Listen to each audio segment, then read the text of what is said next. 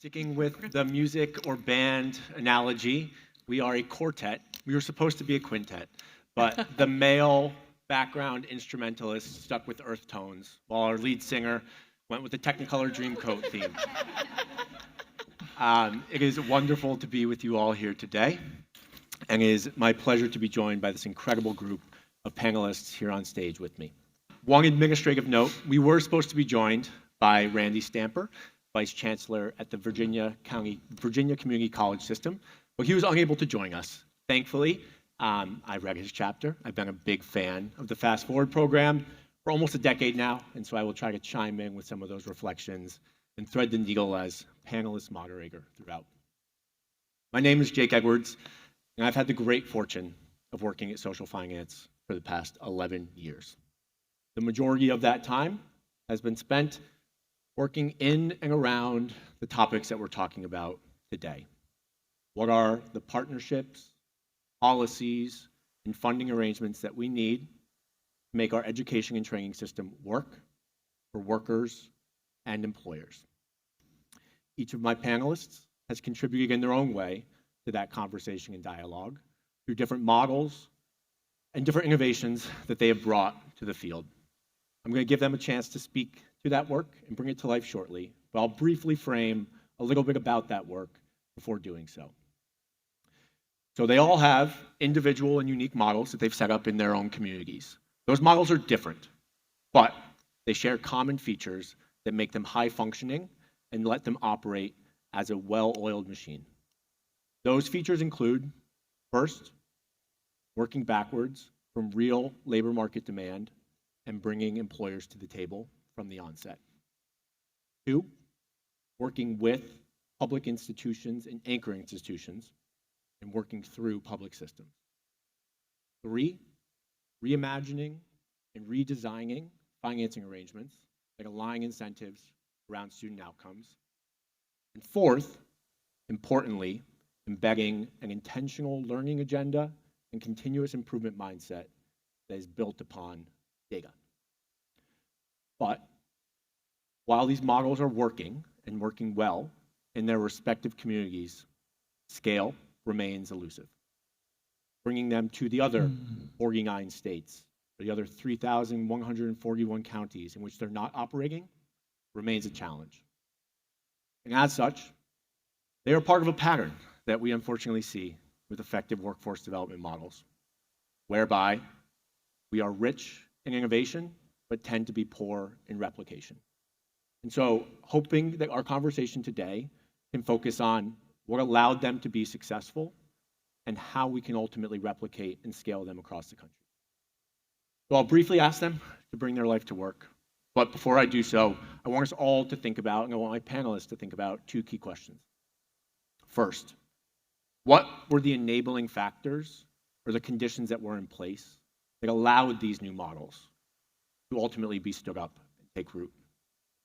And second, what do we need to believe to be true within our own communities and our own contexts to do the same? And so without further ado, let's go ahead and get started. To my left is Xavier Da Silva Briggs, who is a senior fellow at Brookings Metro, a co-founder and senior advisor to What Works Plus.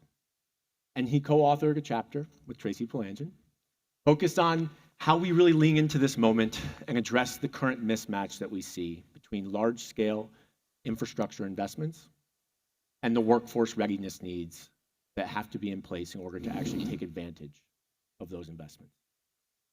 So Zav, would love to get started and hear a little bit about why you think some of these new models are critical, well-positioned, and necessary to actually take advantage of these large-scale investments that we are eager to see come to fruition. Yeah, Jake, thanks for the question.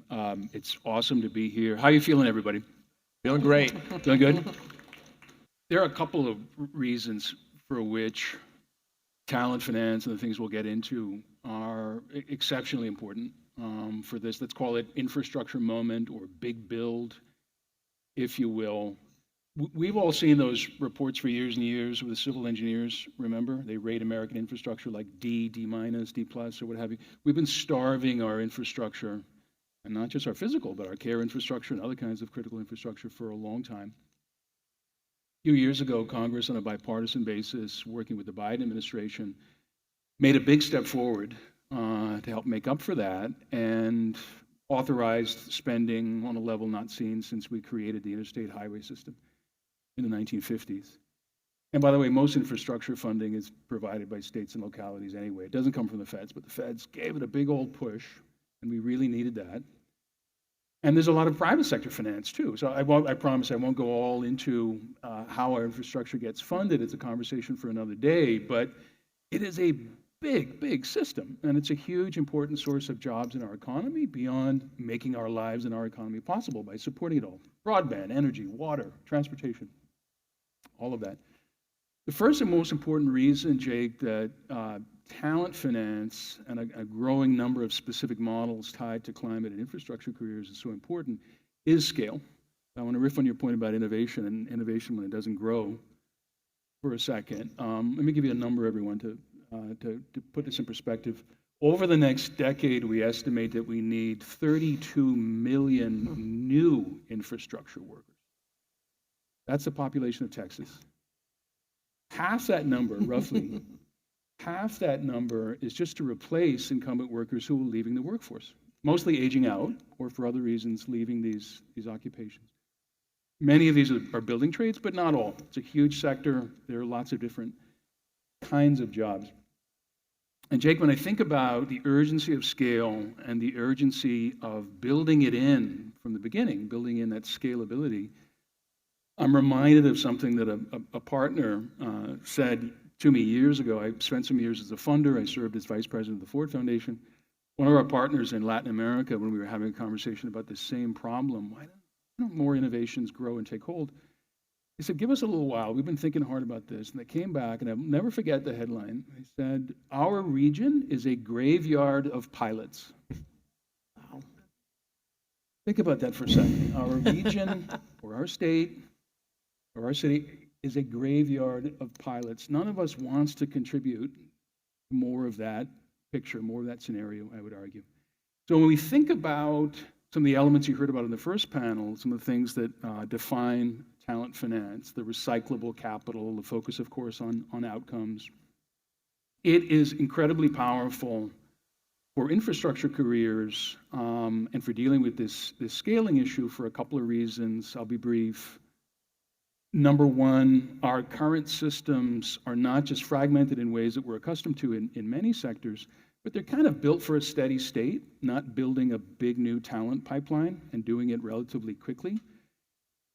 Essentially, if you're interested in these careers, if you already know something about them, and that's a big if in our economy, discovering what these careers can offer you, the wages they offer, the security, et cetera, you pursue them in one of two ways. If you're lucky enough to get into a union apprenticeship program, terrific.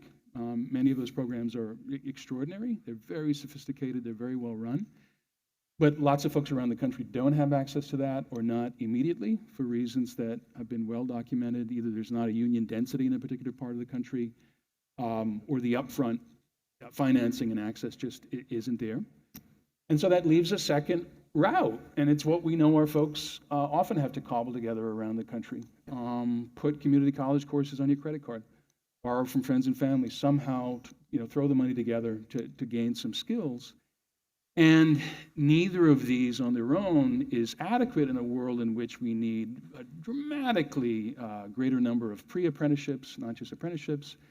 And we need money to be flexible enough, not only available on the front end, but we need it to be flexible enough, for example, to cover the wraparound services, the other things that enable people to enter and to stay in the training, in the placement, and then on the job. So I could say a lot more, but talent finance addresses a bunch of these things right up front, and it's such flexible money, and it's coming at just the right time. We need to grow the number of states that are doing this, and I'll just shout out Massachusetts for being one of the trailblazers, especially in the area of clean energy.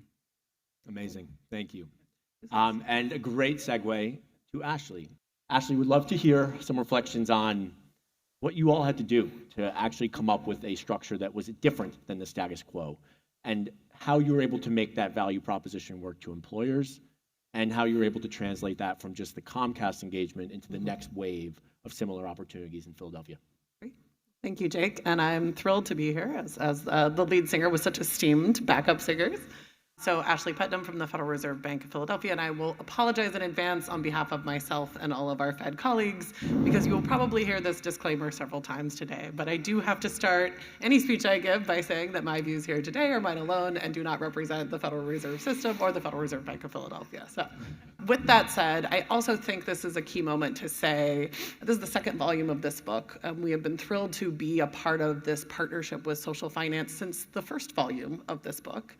And one of the questions I feel like I get asked a lot is, why is the Fed here? Why do we have 4 Federal Reserves coming together as partners with social finance to talk about financing talent?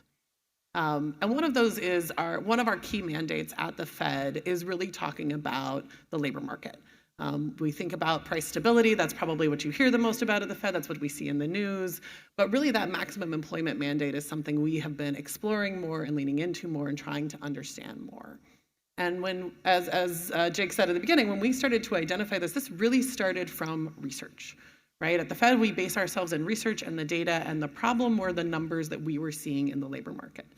So this, for me, dates back to almost the beginning of my journey at the Fed, which is 7.5 years ago now. We were really interested in solving this problem of why employers don't understand workforce development as an investment. Now, that isn't to say employers aren't involved, and there's lots of employers in the room, and I will give a big shout out to Jeannie on the previous panel, and Shanika. There's some great employers here who care really deeply about these issues, but it's often in the form of philanthropy or in charity or sitting on a workforce development board, but not necessarily paying for the cost of what can often be these very expensive services. And we were seeing this really unique moment in our labor market circa 2018, 2019, when we started this pilot, which was employers were telling us we can't find talent. And yet I'm sitting in all these other tables talking to people who are saying no one is hiring our graduates. So we have a supply-demand mismatch. And so we thought, well, maybe we have a risk problem here, right? And we talked about risk on the previous panel. Where are the employers understanding this risk? And how are they reallocating that risk in terms of funding? So I will say the first thing we did, because we like to research, is we conducted some focus groups. We put a bunch of employers in a room, and we said, what is the issue that you're having in terms of hiring, particularly this kind of entry to mid-level talent? Now, at this time, we were really interested in tech. We'd been doing some work on digital skills. And one of the big things we heard was it's hard for us to find STEM talent. So we're talking about, really at that level of science, engineering, math, entry-level digital skills, right? And I'm looking over here at some great colleagues in Philly who train and do work in the STEM talent space, and we're so excited they're here. And then the other thing employers told us was the risk for us isn't the hiring event, it's retention. It's, I'm gonna bring that employee on, and then that employee is gonna leave me in 3 months or 6 months and a year, and it costs me more money to then go find another employee and then train another employee. And so what we were really interested in solving for was that problem. How do we start to say the workforce development infrastructure, the systems, the nonprofit organizations that are doing such a great job in training are a worthwhile investment because they help you reduce that retention.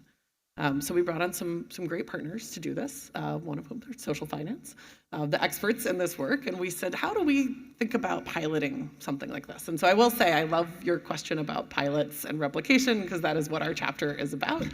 The first round of this chapter was about the pilot. And it was really us through the course of the year bringing together partners. In our initial feasibility study with social finance said you need one employer and one provider to show it is possible to do this. It is possible for the employer to be a payer in and reduce that risk. And so thankfully Comcast raised their hands and stood up to do this work. My colleague Ty Hampton, who's one of my co-authors here from Philadelphia Works, also said, hey, our public workforce system is ready to do something innovative. So what was exciting about that pilot is it was the public system, it was the city's workforce development system that we were paying back.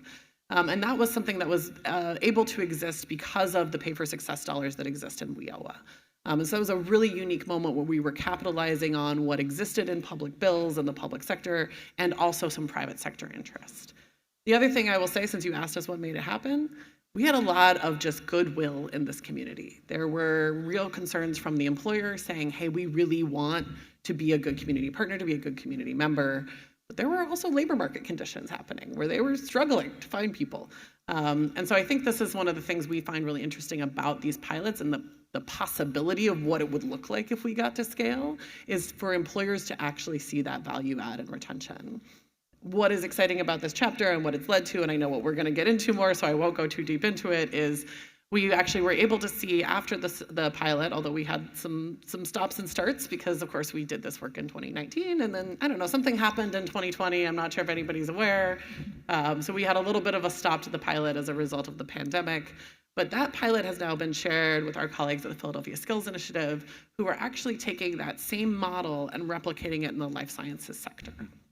And what is interesting to us at the Fed and the way we think about this work is we're really solving for a critical missing actor here, which is now this employer is paying back the cost of that training after those things they want are realized, right? So that cost of retention, they're now actually getting that back. And we're actually seeing the employers are finding this can be a great risk reduction. They're getting great talent, they're getting committed and skilled talent, and they're starting to see that there's actually a great possibility not just to be a good partner, but to be a good investor in the system. You know, I say this to say this pilot was really exciting. We're excited about the replication. We're excited to see it continue to grow, and I would love to see it grow in other places. So I'm excited to talk a little more about how to get employers to the table. I know that's going to come up in lots of conversations. We will get there. Thank you, Ashley. Michael, you're next. Michael Beggersworth is a Vice Chancellor and Chief Innovation Officer at Texas State Technical Colleges, where he oversees a very unique and novel funding arrangement that they have with the state of Texas. Michael, as always, is also quite prone to get on a soapbox and go off the rails, so it is my job to rein him in. But Michael, to get us started. What an introduction. Let's see if Sorry to interrupt. Go ahead.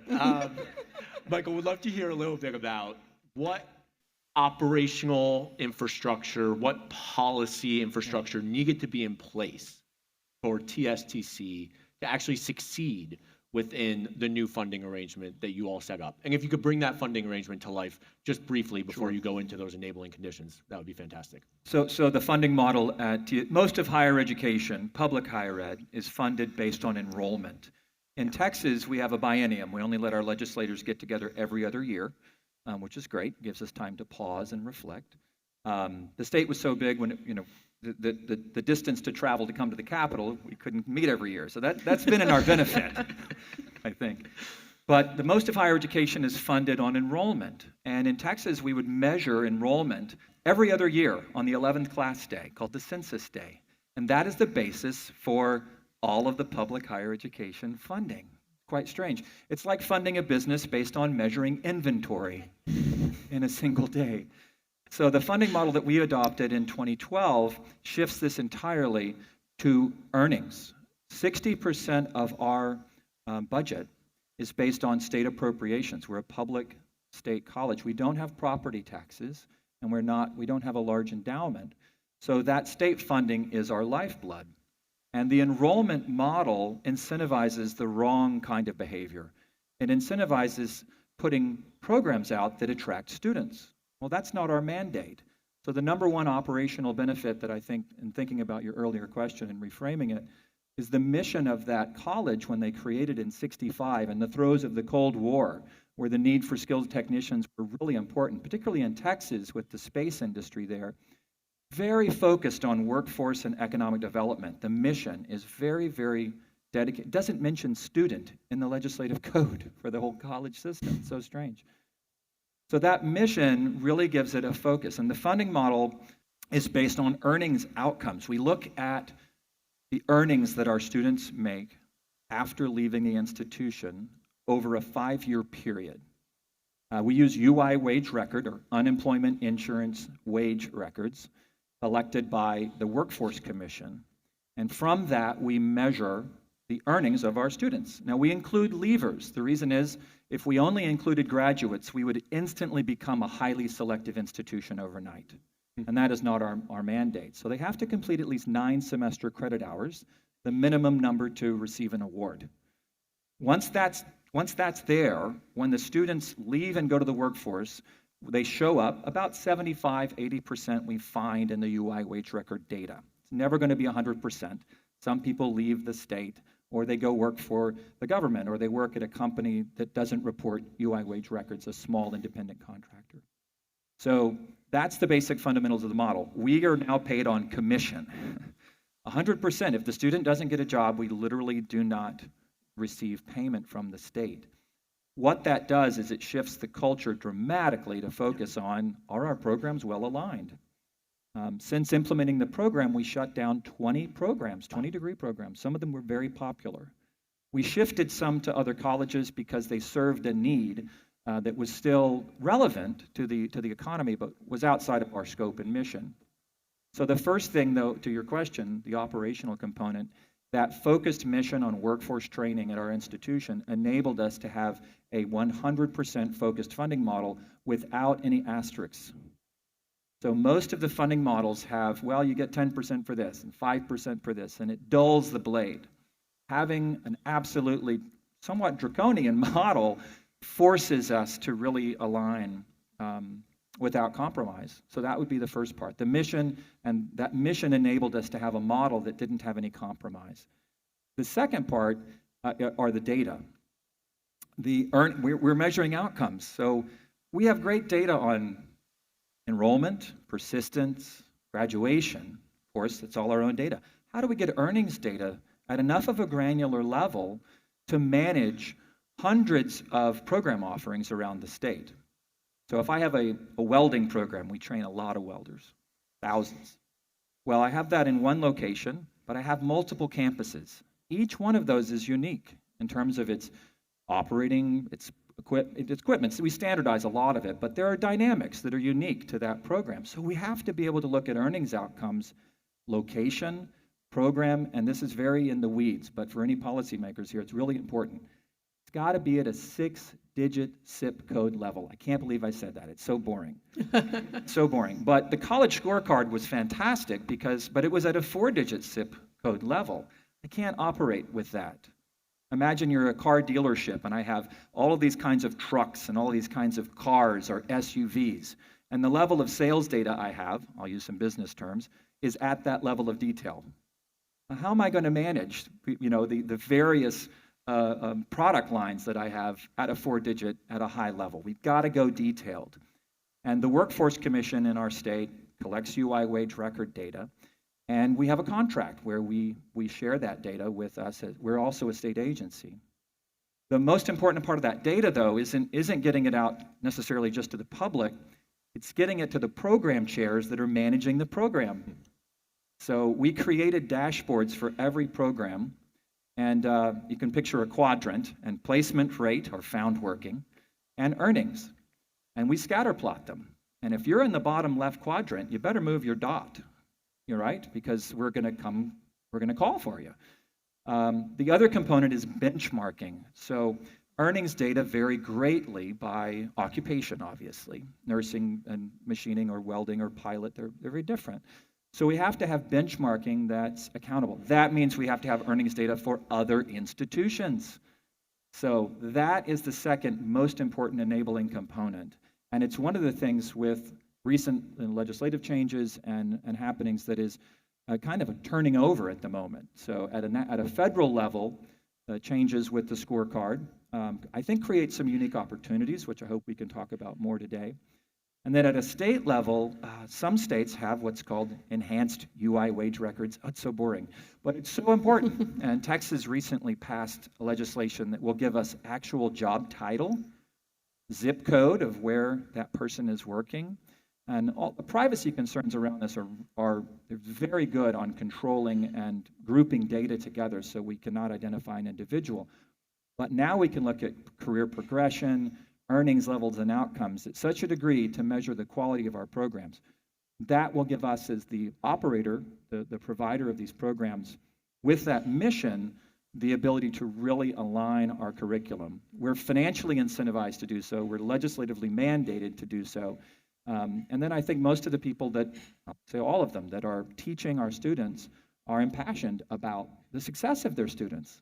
So leaning into those with these policies, with these data, and with the culture, I think are the core towards replication to the heart of your question. Thank you.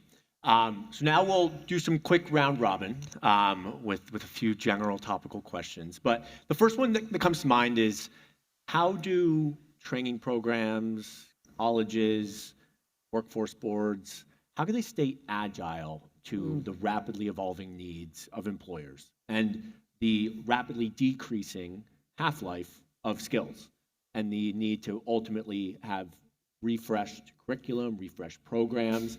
Would love to hear from anyone, honestly, and Ashley, perhaps starting with you, how you make sure that the programs that are offered in Philadelphia are in fact responsive to, adaptive to, and agile enough to reflect what's needed in real time.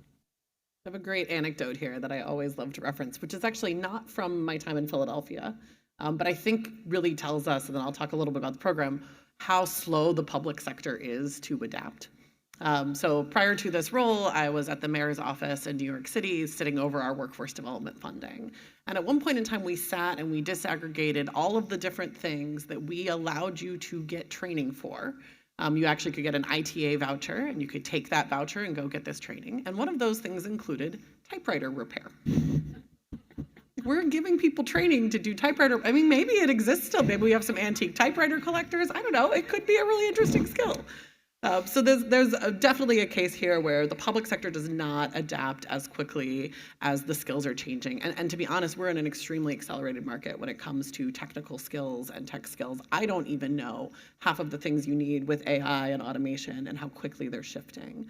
And one of the things I think that is innovative about the pay for success model with the employer as the back-end payer is it inherently creates a feedback loop. So my co-author Kate Grazzo is here from the Philadelphia Skills Initiative. They do an incredible job working with employers to create the training that the employer actually needs. And I think what's important about that is if you're invested, right, if you're investing in that outcome, the organization that's doing the training wants to make sure that they're giving you the person with the right skills and that they're going to stay in that job. And so that means they need to be more adaptive and more flexible, and there is an incentive to do that, right? A lot of what we're talking about is how we shift those incentives away from outputs, right? Traditionally with workforce development, output was just graduated. And in fact, when I was in the mayor's office, sometimes we used to call it butts and seats. Like we would just literally pay you for you to show up at the training. It didn't even matter if you finished the training program, you showed up, you get paid for that, right? And we're now talking about shifting completely to an outcome of, for Philadelphia Skills, they're looking at 1 year. 1 year on a job.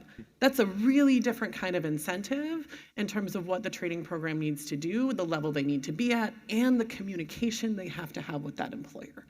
And I think that feedback loop is really critical to solving some of those larger problems we're talking about, but it means both people have to be adaptive, both the employer and the training provider. Okay, can I build on that? No, number one, as Ashley says, intrinsic to a number of these models, for the sake of, let's say, repayment, Yep. or other features, is sustained engagement.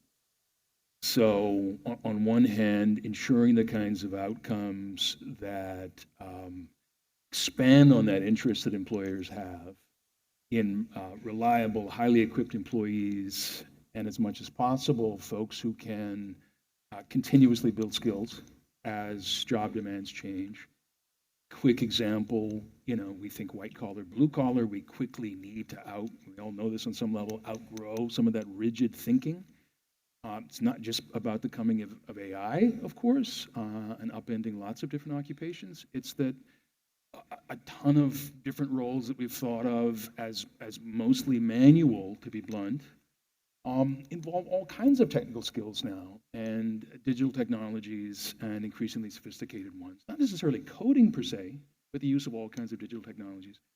So, on one level, it's sustained employer engagement, not one-off, not just generalities like we have a STEM gap, gee, we need more computer science. We've just seen how myopic and how inadequate that really is, as distinct from employers leaning in with those other partners, often through some kind of sector partnership. They get better outcomes, so do workers, so does government, all around.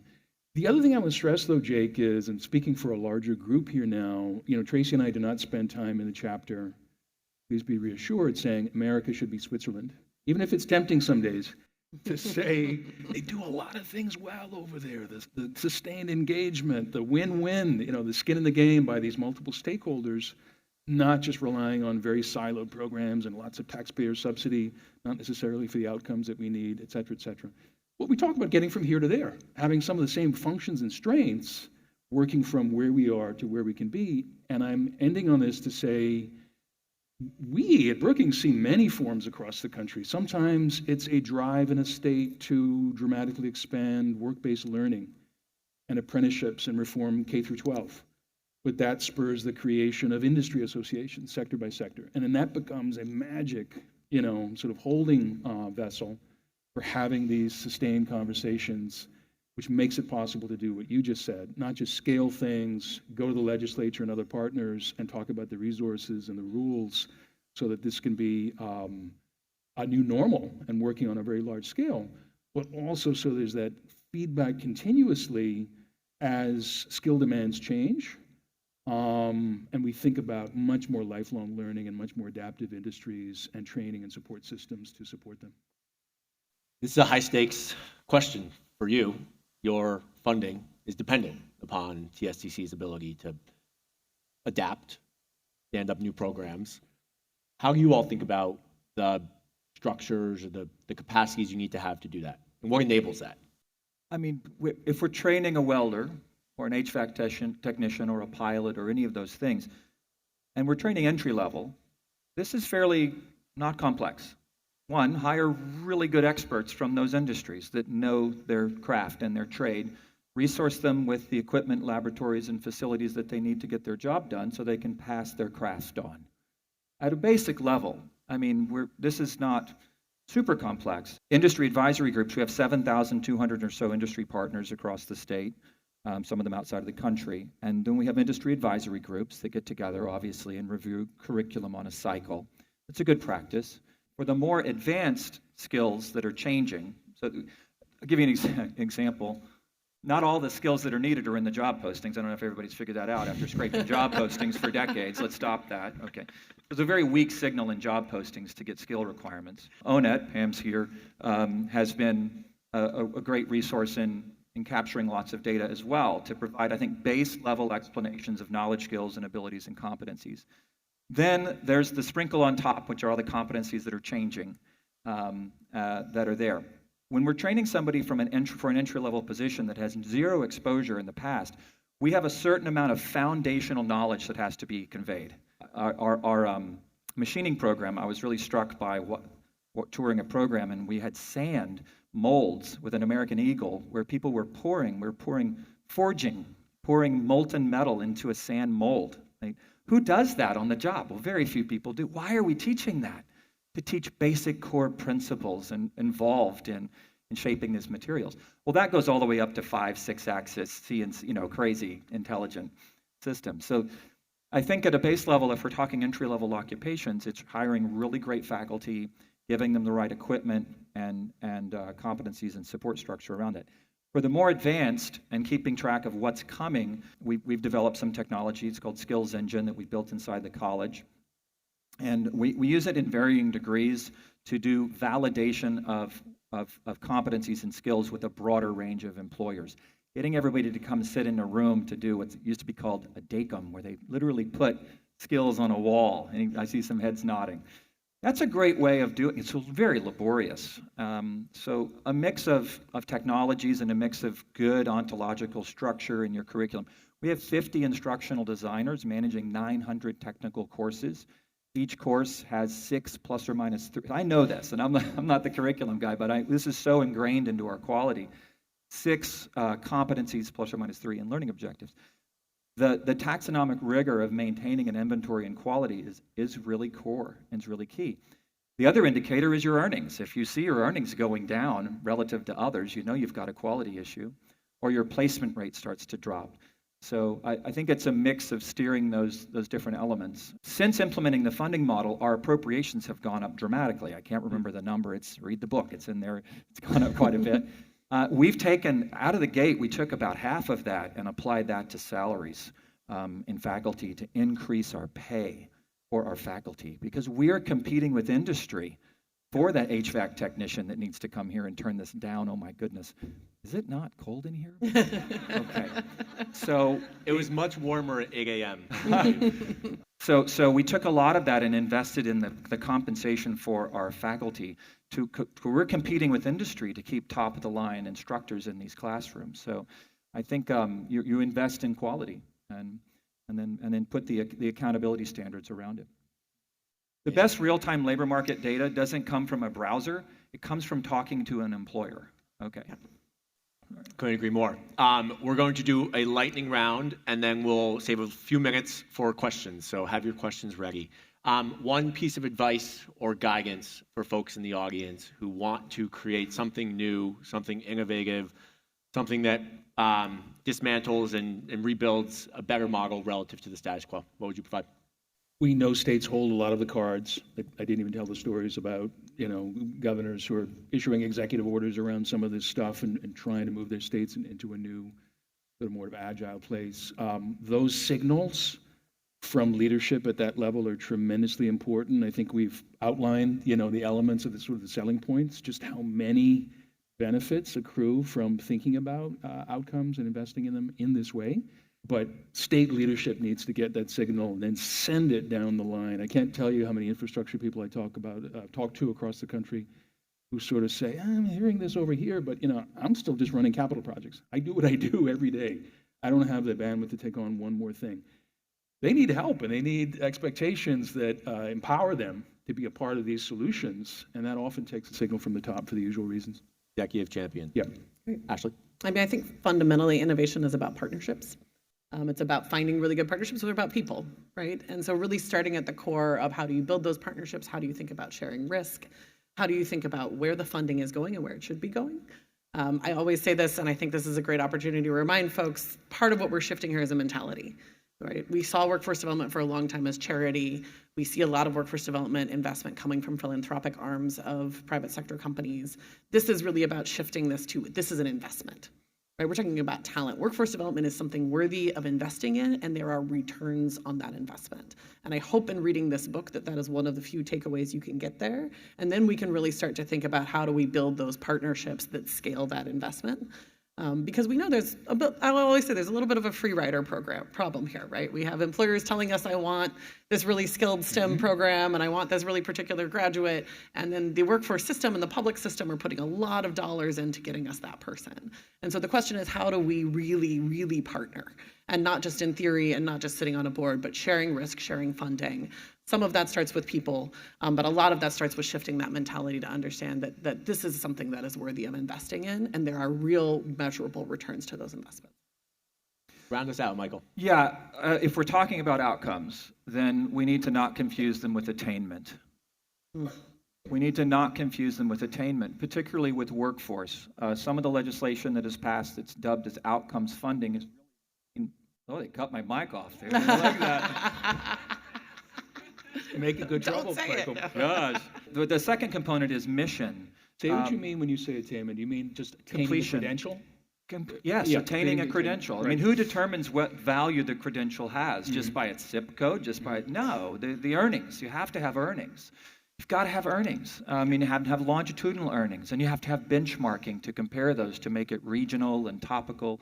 So those are things that have to happen through partnership with a workforce agency or with the IRS or somebody to get those components, because the benchmarking is critical. Another component, though, is mission. Higher education is extraordinarily diverse. There's many different mandates. It's not a monolith. So a technical college system has a very specific mission. That is not the same as a community college. It's very different. And then the third is accountability, a culture of accountability. When we implemented the funding model, a lot of people, oh, here they go again, those administrators, this will pass, this too shall pass. Then we started shutting down programs, and the eyes popped open. Oh my gosh, I better move that dot. So I think a culture of accountability where you really are going to take the hits. We had a vote of no confidence. We had, the leadership was challenged. Everyone's careers were kind of put on the line once we took this leap. And we had a board that was very well aligned. I mean, we survived that transition, but it took a real level of commitment to a culture of accountability and was not an easy flip. So I would say I wouldn't apply the policies that we would apply as broadly to an educational institution, but I might apply it to the program at the program level. We know that the intention of of students entering higher education, the survey of incoming freshmen for decades has said this, is to get, it's either one or two things. It's either I want to study something because I'm interested in it. You can tell when the students were at home in high school during a recession or not, or during a time of economic toughness. Because in a recessionary period, they always say, I'm here to get a job because my parents, I can't count on this. Or it's to study something of interest. But it's always those two in the top. And I think if someone's intention of investing their time, their money, their energy in a program is an ROI, is a return on investment here, that's not mutually exclusive of studying something that's interesting. These false dichotomies of humanities and vocation and things, we need to move beyond them and think about the investment of time, hope, and energy that someone's making, and that we have accountability to that. Thank you.